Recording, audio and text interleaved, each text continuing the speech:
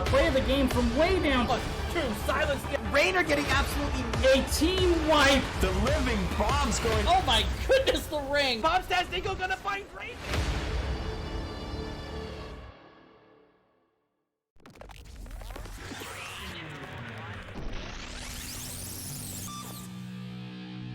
Oh, the life finder keeps Maev up. It was going to be a close thing. And healing, what? Get out of no! No! Triple stun again. Big flanks coming out from the Blaze. It's a death metal though. Death metal into the double, triple kill.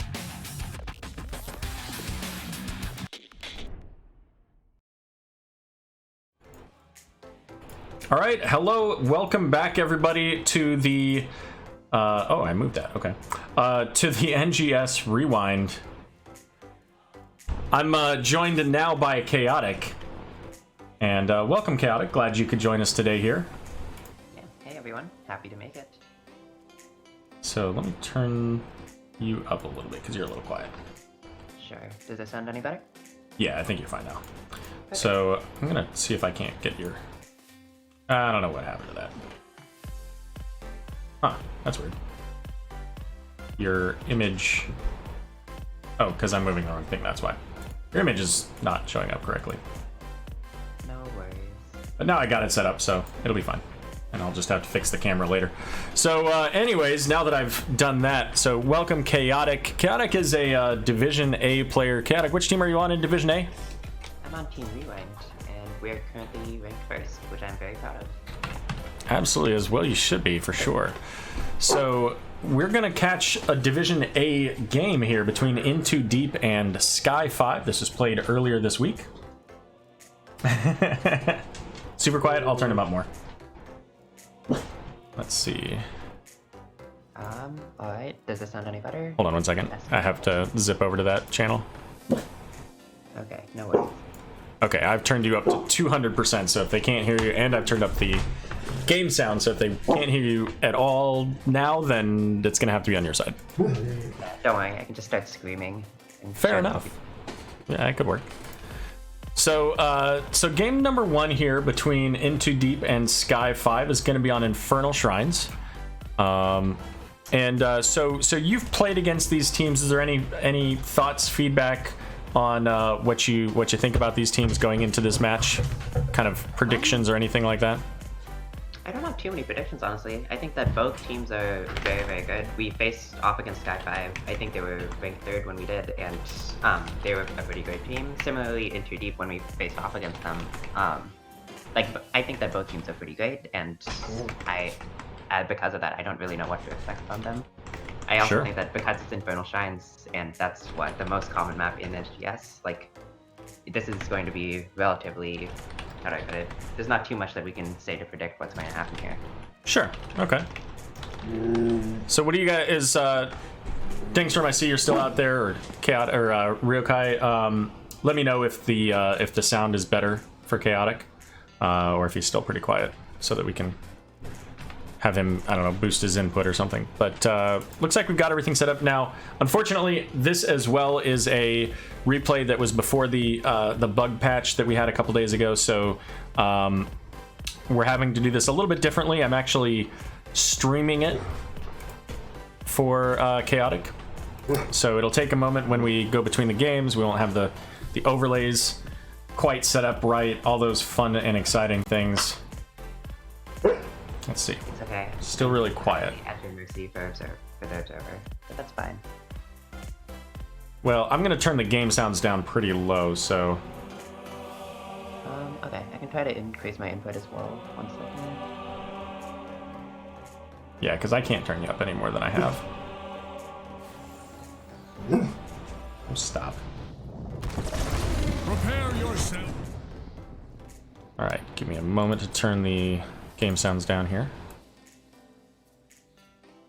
Okay, my input is put all the way to the max. Literally no difference. I wonder, do you have, is it set to the right microphone, maybe? Yes it is. I can try adjusting some other things, but... That was a little bit better. Okay, I guess I'll just have to speak up then. Hopefully that'll be enough. All right. I'm not sure what else I'm able to do here. Swallow the mic. That's pretty much the only thing. Just Yeah, alright. My face all the way up. Okay, we got there you it. go. That Easy worked. as this. All right. That is set. That is set. So the game's all set, and you can see the game. Yes. I cannot. It's still loading right now. Wait. What? Oh well, you can. It's paused right now. Oh, okay. Okay. So yeah. Yeah, it's still on the like watch screen, but I assume once you press play, it'll start. Yes. Okay. Okay. So let's go ahead and get this going then. So I guess I'll probably have to do most of the introduction, but if I hover this, you should be able to do Sky5. They're on the right here if you wanna start with them. No, I'm not actually able to see the game still. It's still like on the loading screen. Or How is it? Okay, hold up. Oh, you know what? I bet because I minimized.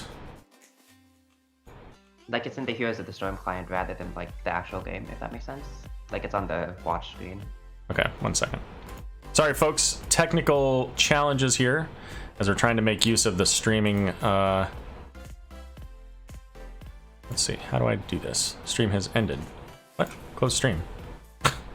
That would be why. Let me try this again for you here. Okay. Yes, now I can see it just fine. All right. So I don't know why I did that. I'll have to set this off over here so I can watch that. All right, so let's go ahead and switch over to that screen then. All right, so let's go ahead and get teams introduced. On the right, we have Sky5. Yeah, so on Sky5 we have Apple Mike playing, I believe, the Tracer. Quan Finnegan is... Oh gosh, they're all so close together. Okay, Furl is on the Mephisto, Goliath is playing Johanna, I believe. Alan by default is on Stukov, and yes, Quan Finnegan will be on that Sonya. Alrighty. And on the left, we have In Too Deep, Blemsy on Blaze, let's see, Loxley on Raynor, Grizzly on the Kerrigan, Key 1108 on Anduin, and Kira going to be played by Rosai. Do I have that right? Are those the right sides? Yes, In Too Deep is on the left. And immediately, like, we're looking for an engage already. Blaze looking to jet propulsion straight in, and Kira looking for the revolving sweep on Johanna, but she just unstoppable it out, and basically both teams are able to walk away as a result. Not too much done there.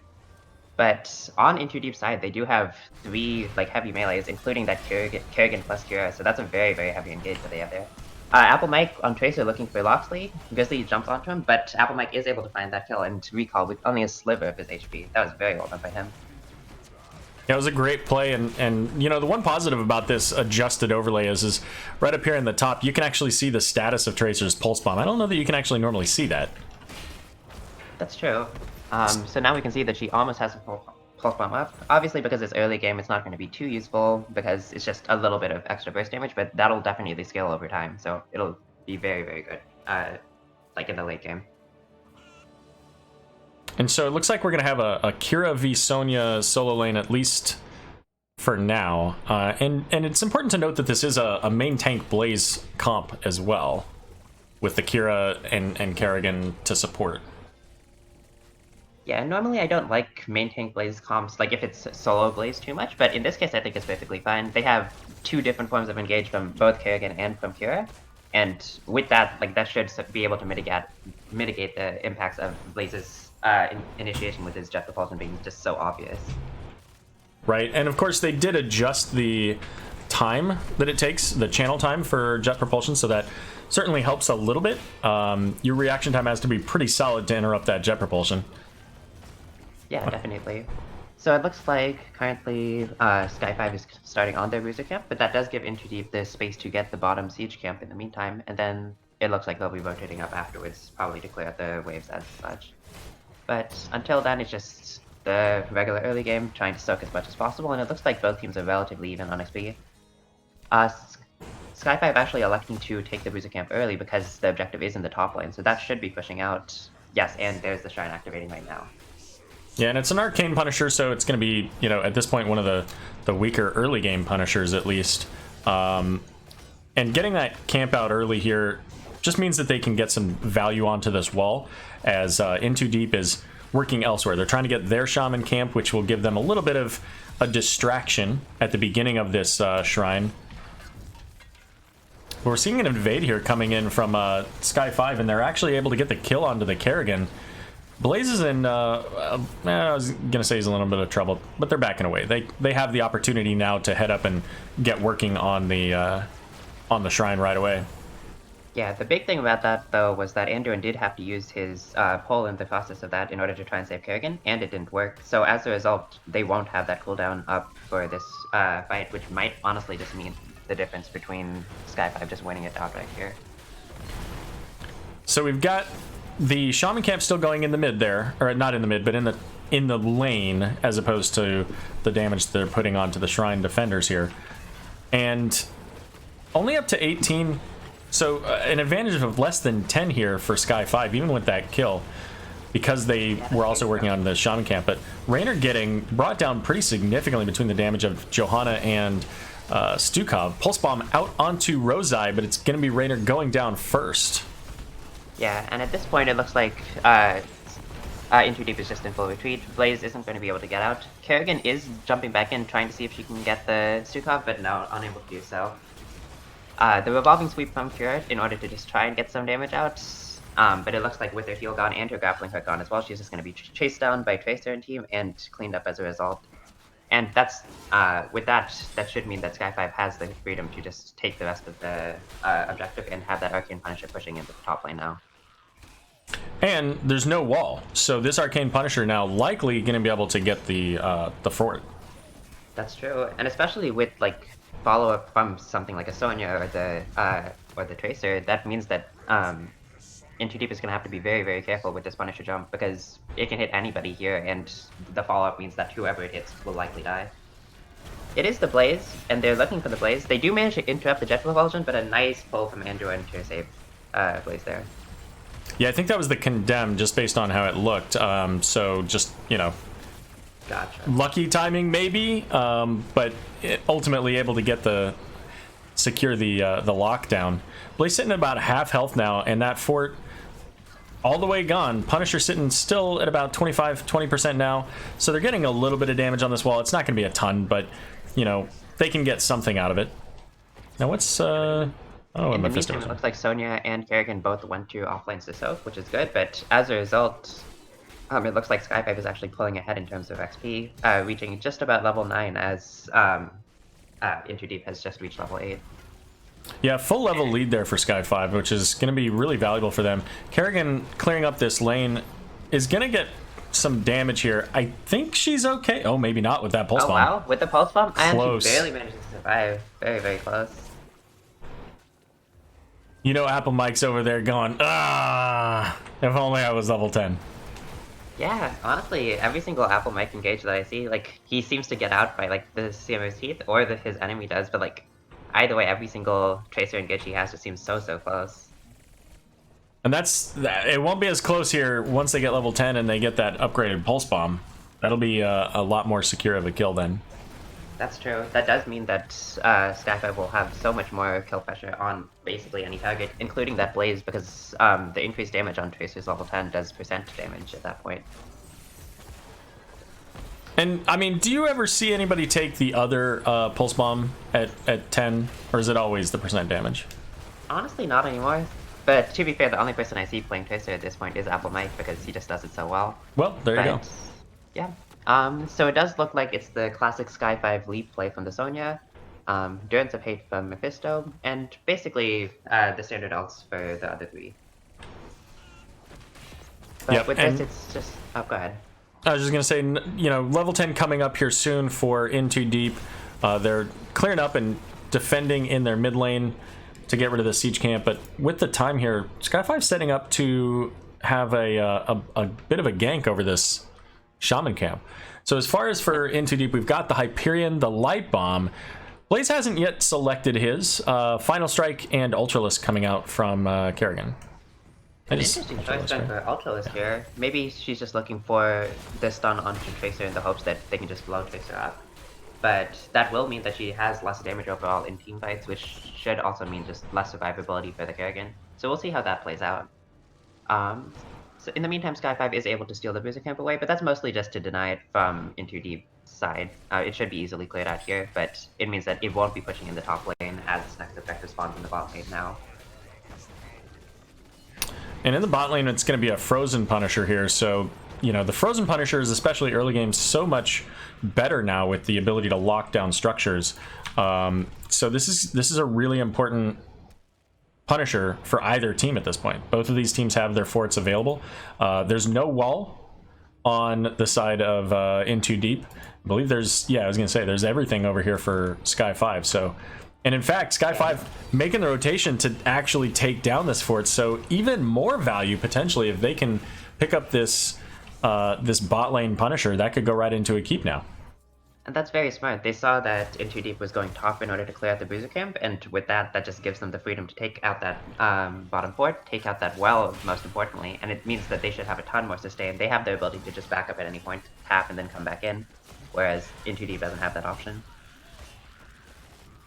So it looks like In Too Deep is currently setting up on the point, and Sky5 is slightly playing back. Mephisto going in with his blinks, and oh, Stukov looking for silence, but not too much being able to do there.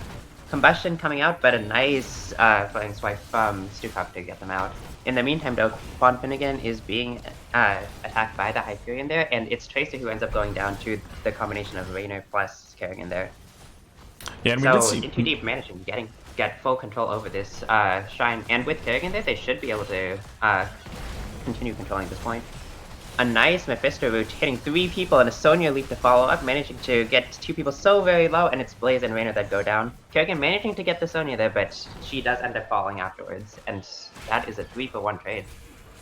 Yeah, it was quite the play coming up from Sky5. I mean, as you mentioned, In Too Deep had so much control there, but in the blink of an eye, the damage coming out from the Mephisto and the Sonya, and even Tracer early on there before she was taken out. You know, actually Tracer wasn't in that fight, but anyways, the Mephisto and the Sonya getting so much AoE damage onto that team really obliterated them in no time at all. Yeah, and the worst part of that is that it was just so very close for either team. I believe the final score was 38 Skeleton Defenders to 40, so it could have gone either way, really. And with that, we're going to see them pick up Sky5, the mid siege camp here. Punisher already at half, so they pick up the sidewall, come through, and try to continue the pressure here. Apple Mike going in after the Raynor, but is going to go ahead and use that rewind or recall to pull out. And Punisher's going down here, so that's going to get them the wall and a little bit of the keep damage, about 20% roughly. Yeah, there's not too much, but it does look like In Too Deep's trying to keep them there, looking for a Kerrigan combo onto the Sonya, and they managed to find it, and the Mephisto root follow-up, not able to hit anyone because of the Blaze Unstoppable. But in the meantime, Tracy goes down again to the Kerrigan, but not before she manages to hit Raynor with her full combo in order to kill. So very nice of them there. An engage from Blaze and a light bomb as well, but they're not able to find anyone due to another great flailing swipe from Alan by default, meaning that both teams just traded out 1-for-1, which is pretty good considering that In Too Deep did not have level 15 prior to that fight. Yeah, that was a really solid disengage from Alan by default. As you said, we've had a couple of those, and you know, just keeping, as I like to say with specifically that one, keeping the pin pan strong. But it's going to be a lockdown onto the Anduin there that sends him packing, and that's going to give Sky5 now the opportunity to chase down Grizzly as well. Yeah, Kerrigan trying to leap to a minion in the hopes that she can get out, but I'm not sure if you're going to be able to 1v4 that easily. And in the meantime, it's just Raynor in the top lane, Kira in the mid lane. They're just trying to get as much soak as possible because it does look like Sky5 is much closer on the race to 16 than In Too Deep is.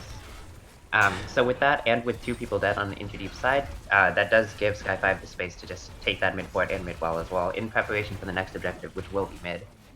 Yeah, and I was actually going to mention, just as they started to make their way here, that it is mid lane for the Punisher, and but you know, on the side of In Too Deep, at least this is the lane where you still had a fort. But I can't say that anymore because they knew that, they knew I was going to say that, and so they preemptively said, yeah, let's go make Aero wrong.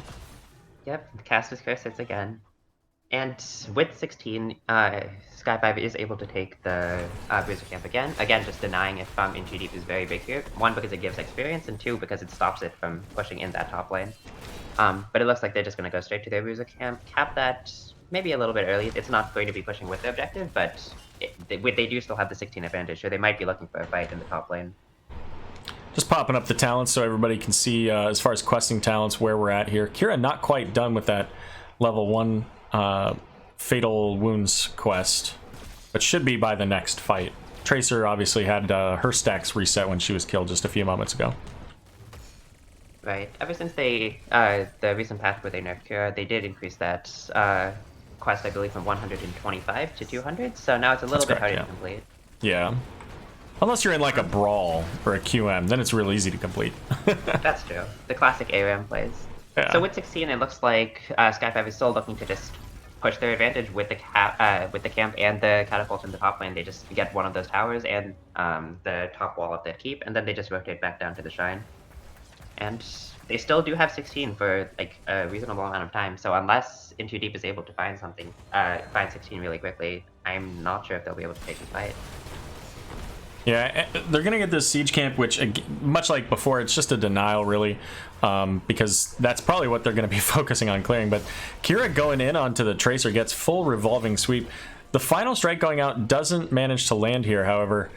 Apple Mike's still in pretty low health range here. Is gonna get the pull and the stun, but the recall does not quite save her. Yeah, nice Kerrigan combo onto the Tracer to kill. It looks like follow-up onto the Kira, unfortunately, and she will go down as well. Raynor is rooted there in the meantime, but it looks like Sky5's attention is focused on Key. Nope, they're turning to Loxley now, and yes, with a blink from Mephisto, he isn't able to make it either. And with that, it looks like they're going to make their way to the shrine to get things started there on this Mortar Punisher for the mid lane. Yes, a very big play that came out from the Kira, actually. As Tracer looked for the engage, she did manage to hit the Pulse Bomb onto the Kira, but Kira just revolved and swooped on the Tracer to entirely ignore that damage, so very well done there. Yeah, that's one of those, one of those abilities that if you can find a moment to land your revolving sweep and negate whether it's a CC ability, something like a light bomb coming in, or the pulse bomb, or what have you, any other kind of bomb apparently, because that's the only ability I can think of. You know, using that revolving sweep, taking you off of the map and basically making your hero, in essence, invulnerable is absolutely huge. Absolutely. Sky5 making a nice play here of just waiting at 39 minions, just so they can get that siege camp in the bottom lane, so that way it's pushing as they decide to push in the mid lane as 5. So just a very small thing there, but it will definitely help in terms of macro, because now In Too Deep is going to have that bot lane pushing as they defend mid lane. And there's no walls, so it'll get there pretty quickly. Punisher is going to leap over. We also see Sonya jumping in there. Blaze getting very low, pops his Unstoppable, his Pyromania there to get some healing and survive. Hyperion coming out, so the Punisher already about half health here. Sonya going on to the well, making sure that that gets taken out. The Light Bomb goes out, but it's not going to land because Kira goes down before it can. Combustion hitting onto all 5, it looks like. But Blaze just has no health, is likely going to get taken out by Tracer, and as does the Kerrigan, thanks to the Mephisto, and it looks like they're making their way onto the core.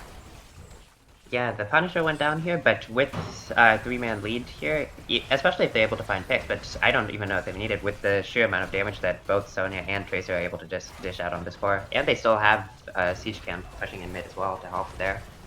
And with that, that is GG.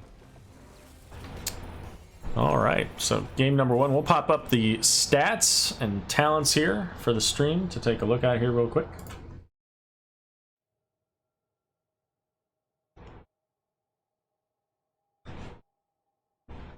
I've been seeing a lot more of the Blinded by the Light from Johanna, so I started trying to take that talent, see kind of how it works, and it's really nice. I like it a lot. I don't know that I like it more than Indestructible, but it still feels like a really good talent. I think indestructible, of course. Like if like the enemy team is going for Johanna every single fight or so, and you have the ability to, you know what? No, I don't want to die. I'm just gonna walk away. Like that's what indestructible is for, and it's amazing for that role. But if the enemy team has some sort of like backline dive or any sort of pressure like that, then blinded by the light is very, very great. It's just helping to save your team and just overall team fight control. Right, right. Yeah, but I found indestructible gives a little bit of a different play style because it allows you to basically push right up into the enemy team and be very aggressive about your positioning, which is not always the case, right? Because with Johanna, you know, your peel potential is limited based on your how close you are to your team. So if you're too far forward, you can't really help them, which would negate kind of what I just said. But it just allows it. I don't know how to really describe it, but it allows you to be different in your positioning. Let's just go with that. Yeah, no, I definitely agree with that. I also think that game, I was a little bit surprised by the Kerrigan Ultralist choice, but I think that the Kerrigan managed to play very, very well into that Tracer. They're usually able to find the pick on Tracer, like even if the rest of the team like ended up dying as well, like it was relatively effective there, so yeah. Good job on that end. And that was huge because they were able to keep those untouchable stacks pretty low. At the end of the game, Tracer only had 3 stacks of untouchable. Yeah, especially with the amount of CC that they had, like that game could have gone way more out of control, way quicker than that. But keeping that in stock, the untouchable stacks very, very low means that essentially Tracer doesn't have a level 4 talent, which is probably really, really good just in terms of the damage output. Right. All right, so Game 2 is going to be on Battlefield of Eternity. It was the pick of Sky5, it looks like. Let's take a look at that here, where we were for those, as I get everything set up for the next game. While I'm doing this, is there anything in chat to respond to here? Because I actually can't look at chat at the same time here. No, it doesn't look like too much. Just people talking about my mic sound and quality. Okay, well that was mostly earlier, so. Yeah.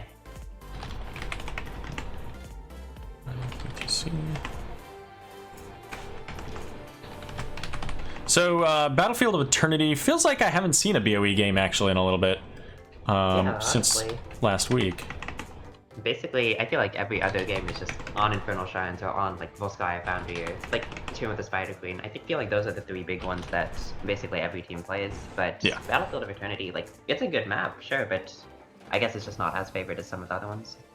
Yeah, and you know, Ektar actually a couple days ago had posted in one chat or another about the stats for Infernal Shrines as compared to the others, and Infernal Shrines was #1 by far. It was like 70 games more than the next, which was Tomb of the Spider Queen, and then Tomb of the Spider Queen was just slightly ahead of Volskaya Foundry. So there you go, the 3 maps that you were thinking you see all the time.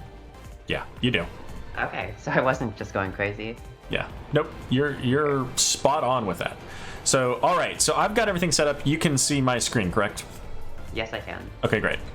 I'm gonna go ahead and get this started, and we'll see if this gives us any problems again. And it looks like this stream is instantly disconnected. Nope. Is it good? Or is it gone? No, it's gone. Okay, so I'll have to... Oh, that's weird. I wonder why it does that. Let's try now. Okay, yes, we're loading in now. All right. So I guess when I load the game, it must be because of the fact that it's disconnecting it from Battle.net that it's that it does that. Gotcha. So let's get the sound fixed here.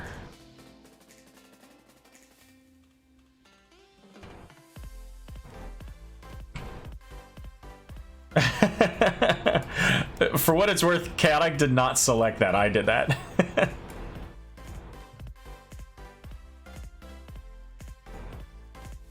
Oh gosh, yeah, I'm looking at that picture now. Like, I mean, it's not the worst.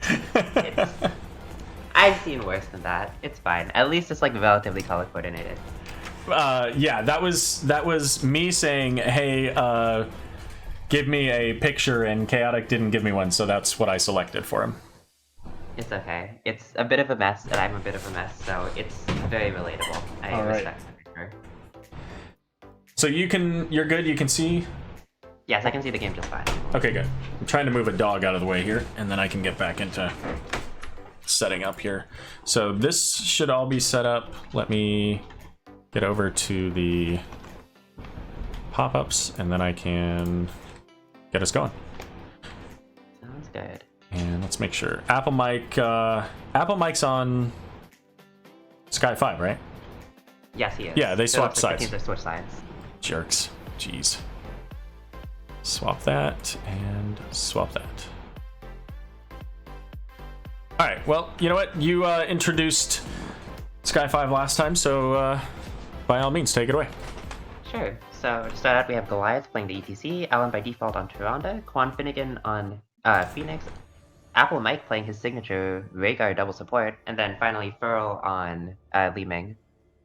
All right. And 1 second. I had to move the thing there. All right. And for In Too Deep, we've got Loxley on Greymane, Blenzy on Mal'Ganis, Grizzly on Imperius. Key is going to be playing the Stukov, and Sonya going to be played by Rosai. And honestly, two very interesting comps that we have coming out from both teams. We have a triple frontline, like with the Sonya, Imperius, Mal'Ganis here on In Too Deep side, and then on the other side we have the double support from Apple Mike. And it doesn't look like it's going to be the offline Rhaegar, but he will be in the bottom lane. Yeah, interesting setup. Going Phoenix and Sonya. Yay! Somebody did it! Finally! I've been complaining for so many games in Battlefield of Eternity about Li Ming taking power hungry.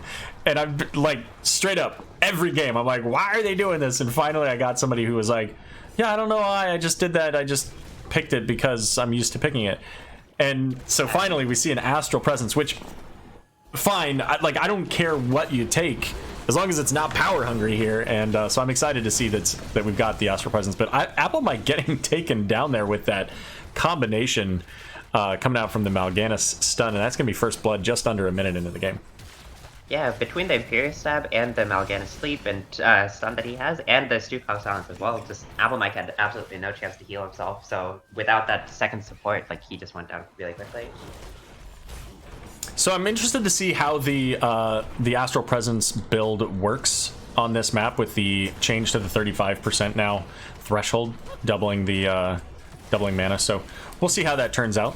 But it looks like the siege camp is going to get picked up, oh my goodness, by In Too Deep, as ETC just barely able to make it out. Yeah, again, a really good combo coming up from In Too Deep, but with double support, just able to keep ETC alive, if only barely. Like, he's just able to walk away. Grizzly's now out of mana, and he does get slid as a result, and the Li Ming combo just barely misses, which means that he does manage to stay alive here. But it's likely that In Too Deep will have to back up a little bit now, just because of how low their HP pools are. Apparently other people have started taking up the call of my Li Ming shenanigans. I mean, personally, I'm a big fan of, what's the talent called? Aetherwalker? The E talent at level 1. Yes, Aetherwalker. I think it's very good on this map just because it gives you more control over Immortals. I agree. But I do think Astral Presence might, in fact, have a place now, especially on this map, because you're never going to be able to get any globes on, like, when the objective's spawning. Yeah. Oh, that's an interesting hearth. I've never seen that on the Rhaegar, the Mecha Rhaegar. Yeah, wow, okay. It's definitely an interesting one. And it does look like both teams are capping their bruiser camps maybe a little bit early, because both teams might be able to clear it out. But it doesn't look like In Too Deep is going to be able to clear out bottom, rather electing to set up straight on the Immortal. So both top and bottom will be pushing in both teams' favor. So which team do you think has the better race at this point? I'd say it definitely has to be Sky5 here, just because between the Phoenix and the Li Ming, they have a very, very large amount of sustained damage. But if they're not able to get onto the point, then definitely In Too Deep is able to do a ton of damage with that Sonya as well, and it looks like that's what's going on right here. Able to get the halfway point is very, very big against this team. Yeah, especially with having that Greymane, they're going to be able to race that down on their own side relatively easily, I would think. But still, we do have Sky5 pushing him back and getting Loxley very low there. Greymane already at half health, so you're going to be able to defend not easily, but certainly more easily than they could have. And the ping's calling out that Li Ming was sitting in that bush, or that little alcove there. Apple might go in deep. Like having the tank split from the rest of the team means that Loxley does take a lot of damage there from the Li Ming combos. In the meantime, Grizzly and Blumsy are going up against that Goliath here, and it looks like everyone's rotating down to the bottom and engaging on Quan Finnegan. He's just able to teleport out though in order to survive. But with that, Li Ming is out of mana and no, just able to get out. So it looks like both teams will just be able to back off, but with Phoenix on the point just DPSing it down, it does look like Into Deep is going to try and just get some HP, get some mana, and then go back for another fight. And Li Ming going back, tapping to get the to up that threshold of health and mana. We do see the engage there. Grizzly going in onto Quan Finnegan. The Lunar Flare not quite hitting where they needed it, but that's okay because the Immortal took care of that stun. And Grizzly very low here.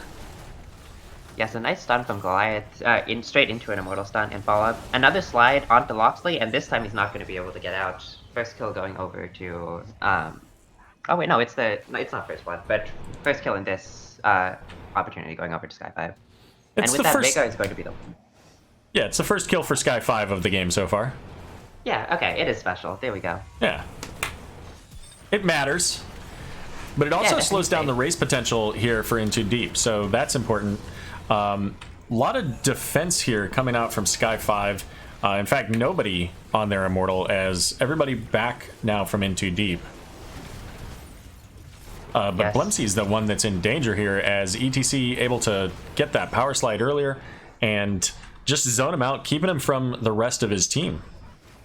Yes, and with another kill there, that does mean that that Sky5 is going to be a lot closer to that level 7 than Into Deep is. So I do expect them to just get level 7 and then immediately essentially just race, because I don't think Into Deep is going to be able to push into Sky5 with level 7.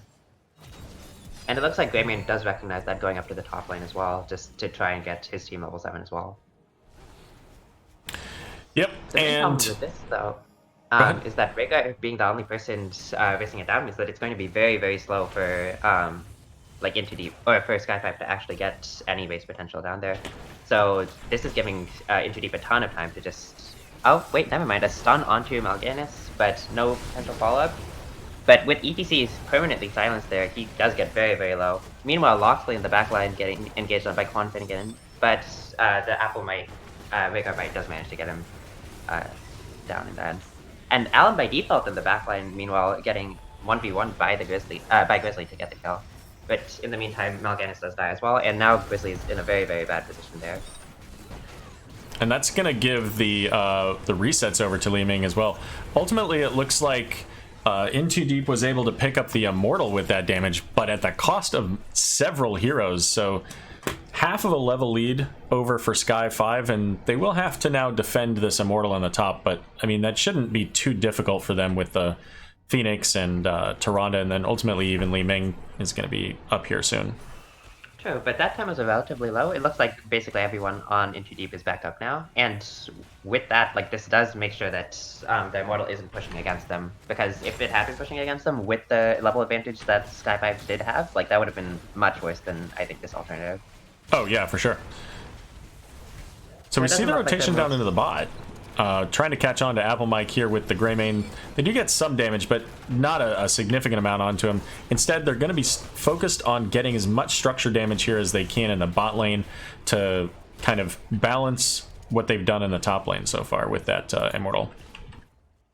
Yes, and I think that's probably the best play they could have made there. With Sonya and Greymane, they do have a ton of pressure onto the wall of the fort right there, but they wouldn't have been able to get onto top fort in time. It looks like Into Deep is looking for a fight here with all 5 members. Oh, and a big stab onto the Veigar, but he's not able to get cleaned up afterwards with that wolf form. Blumsy managing to zone out Apple Mike and Goliath with his Q, but a nice stab onto ETC in order to get some more damage onto him, but ultimately it doesn't look like too much is going to be done here. Well, and it should be noted that that was a 5v4 as Phoenix up in the top lane, able to take out the wall and both towers while that was all going on. That's actually really big, because it does mean that Sky5 does get level 10 significantly earlier than Into Deep here, and knowing that, they're just going to go straight for that bottom siege camp and potentially push in bottom. Rosai, in the meantime, looking to just clear out top, knowing that there are likely people bottom, he's just going to clear that out quickly and hopefully get level 10 for his team as well. Yeah, and we've got In Too Deep picking up their Shaman camp for probably much the same reason, trying to get it before the level 10 invasion, but it's too late. Yeah, unfortunately, Sky5 able to sniff that out and just basically walk right up and take that. And Immortal spawning in 15 seconds means that In Too Deep is going to try to have to find 10 wherever possible, or maybe even have to give up that halfway point just to make sure that they have 10 for that fight. Because between the mosh pit especially, like, there's potential to get absolutely demolished if they try and take a fight otherwise. So what interrupts do they have? So I guess they have the potential for Sonya. I mean, they'd have to interrupt before the cast was complete for Mal'Gannis's to work. They do have Imperious Stab as well. I'm not sure if the range of that will work or if he'll get stunned. Yeah, it has to be a very max range. So I think a lot of it, yeah, it looks like it's Stukov. Okay, yes, the massive shove should definitely be able to help there. With no eyes onto... Oh, okay, it looks like Sky5 was taking the Bruiser camp, but that does give In Too Deep the space to start getting on the Immortal. But with Loxley a little bit isolated out there, he does end up going down, being the first kill and a potential reset, which does manage to get some damage onto Grizzly, but not too much more. Oh wait, another combo. Grizzly forced to use his ult there, but a nice massive shove to push people back, and a big stun. Oh no! Imperious going down to an amazingly Ming combo, just managing to weave through there. And suddenly it's just a 3 versus 5 here, but it looks like In Too Deep is still trying to take that fight. Yeah, that was the moment where you're walking away and then you turn around and you're like, hey, this is an empty hallway. I should be safe, and then the orb just, I mean, where can you go? You can't dodge it. Yeah, honestly, like, that Imperious is going to be having nightmares about leaving orbs popping out of nowhere for like the next week or so. But with that, and with 3 people dead on In Too Deep's side, that does give Sky5 the halfway point, and it does give Apple Mike the ability to just rotate up into top and start getting that. But he is engaged by Sonya and Imperious. Will he manage to get out? Well, my magic 8-ball says he shouldn't be able to. Yeah, okay. Okay. You would think but not. With 4 people going up to the top lane in order to get that kill, that does give Sky5 the freedom to just finish off the Immortal. And it is a full shield Immortal, which is going to be pushing down that bottom lane. It will be 10 seconds or so before Rhaegar is able to come back, so this might be a good fight for In Too Deep to take here, like knowing that it will be a 4v5. If they're able to find it here, they are able to find Quan Finnegan, and the Imperious Stab to interrupt the teleport means that Phoenix will be going down instead. And this is really, really good for In Too Deep because it means that they'll be able to basically free clear this Immortal. Or instead, they can send Imperious and Greymane to try to get a kill, and this is, I don't know. It looks like they're probably gonna lose that fort just from the Immortal. Okay, so they are engaging. Grizzly does use his ult and does get stunned afterwards, but a nice Stukov shove again, just entirely interrupting the ETC slide while in motion. It looks like In Too Deep is deciding to just take this fight, but with that, the blue team's Immortal is still going to be pushing down that keep, so they are going to back up here. Yeah, I guess they probably felt that they couldn't, like, they probably felt that they were going to lose that fort either way. And so if they could get a kill, then, you know, great. But it almost looked like it was more like miscommunication, or the team doing 2 different things at once, because you had Greymane and Imperious up in the front and everybody else way behind. But with that, we're gonna see the Ancestral going out onto ETC. Silence used. There's the mosh pit. There's no, and that's what I was worried about, is that massive shove. Somebody gets in the way and there's no way to stop it. Yeah, that was relatively unfortunate. Apple Mike getting zoned out, but in the meantime, Lumsy will just go down here as a result. Yeah, if, like, Stukov is basically the only interrupt that they have, and all that Goliath has to do in this case is just wait for Stukov's cooldowns to be down, especially a silence, and then that's basically a free mosh there. They don't really have too many other interrupts. And that's what he did, right? The silence went out just a little bit before. In fact, it was on Goliath. But then once that was done, he was able to simply power slide in and get that free mosh. And then I think it was Apple Mike that actually ate the massive shove. And you know what? Good on. I'm gonna say Apple Mike. If it was somebody else, then, you know, props to them. But whoever stepped in front of that, you know, knowing that that's what they needed to do to keep that Mosh safe and get the double kill. Yeah, a very, very smart play coming out there. So it looks like Sky5 is still looking for a fight here. They don't really have the 13 advantage anymore, but with the sheer amount of damage that they have on ETC with the Cursed Bullet, that's basically going to be a blow up from him. Nicely done from the rest of the team to just keep him in place while Greymane and Sony just worked their magic on him. Yeah, and once again, we're seeing these Li Ming orbs from a mile away with that glass cannon just shredding these health bars. Blemzy, very low here, about 20%, does have to use the Carrion Swarm just to stay alive, but also to get some of that healing. Yeah, the problem is in this entire fight... Oh, wait, Big's Phoenix ult coming out, managing to hit 2 members, but with that, in too deep should be too low to continue a fight. Despite Apple Mike chasing them down, wow, I respect that a lot. Yeah, no doubt. So we're seeing the pings calling for the Shaman camp here. Even Talent here, still a half a level away for Sky5 to get to 16. Right, so because they know they don't really have too much of an advantage, they're not going to play too aggressive here. Oh, wait, never mind. I will eat my words as they look to play up right now. Getting a slide onto Imperius, and with the Tron to follow up and the sheer amount of damage from Pearl's full combo, they're able to just melt Imperius. Very nicely done. Yeah, no doubt. So I was just about to say, I expect them to go to the Immortal, but they're not really looking at that right now. So as soon as I was no longer saying that, they decided to get up here onto the Immortal, burn it down really quickly here, and they're going to make it to halftime before they get to level 16. And now with 16 advantage, I mean, they should be able to take that no problem. Right. The sheer amount of damage that they have between Tronda's Hunter's Mark and the, I guess, Li Ming, Phoenix, and Rhaegar, like, basically all of the members do so much damage to the Immortal. Yeah, Big, oh my goodness. Sleep managing to get Tronda in there, but it doesn't look like they're able to get too much else, so she's just able to walk out. Wait, Greymane engaging onto Tronda, but a stun into an ETC slide. They are able to push him back, but he does have the roll out, and because of that, I don't think they're able to get the kill on him. Nicely done by Loxley. Yeah, Blemzy going in with the sleep. Bad position. Oh no, okay. Big Goliath stun, managing to get 2 people there, and wow, okay, they managed to get the Mal'Ganis before his ult went off, so that's a 2-for-0 kill. But with Key slowed by Quan Finnegan, and now with the Phoenix scan, he's gonna go down as well, and Imperius might get slid, and with, again, basically a perfect Li Ming combo, they're just able to clean that up. Yeah, and this Li Ming is doing so much damage now. She's got Seeker giving that additional damage when she hits a target with at least 3 missiles. She also has Mirror Ball, so she's got the extra 2 missiles on top of having Glass Cannon. I mean, any time she hits with that magic missiles, it's like half a health bar for a hero. Right, and with like the amount of CC they have between Goliath and Alan by default, both of them managing to hit really excellent stuns this game, like that just makes Bill's life super easy. All he has to do is just press his buttons on the person being stunned, and they just go down, and he gets free resets.